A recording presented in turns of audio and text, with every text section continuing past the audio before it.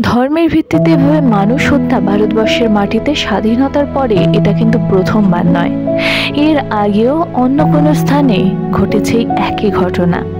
চিট্টি সিংপুরা পেহেলগ্রাম থেকে মাত্র 50 কিলোমিটার দূরে অবস্থিত। 30শে মার্চ 2000-এ এখানের একটি শিখ গ্রামে হয়েছিল এই একই ঘটনা। হত্যা করা হয়েছিল 35 জন শিখকে।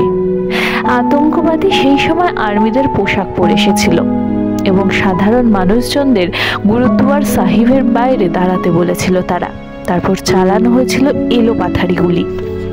17 বছরের বাচ্চাও ছাড় পায়নি তাদের এই নিষ্ঠুরতার হাত থেকে।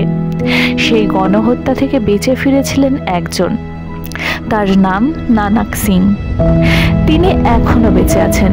তিনি বলেন, যখন টিভিতে দেখলাম পেহেলগামের ঘটনা, মনে হচ্ছিল সেই রাতেই আবার ফিরে এসেছি। আমার ছেলেও সেই রাতে শহীদ হয়েছিল। গ্রামের প্রতিটা কোণা সিআরপিএফদের টহল এবং ওই গুরুদ্বার সাহিব আজও মনে করা যে দুঃখ কষ্ট সময়ের সাথে শুধুমাত্র নিঃশব্দ হয়ে যায়, শেষ কিন্তু হয় না। সময়ের ব্যবধানে মানুষ বিশ্বাস করতে শুরু করে হয়তো কাশ্মীর সুস্থ হয়ে উঠেছে, হয়তো আর ঘটবে না এরকম ঘটনা। কিন্তু এমন ঘটনা বারবার আমাদের মনে করা যে শত্রু কিন্তু এখনো আছে সুযোগের সন্ধানে।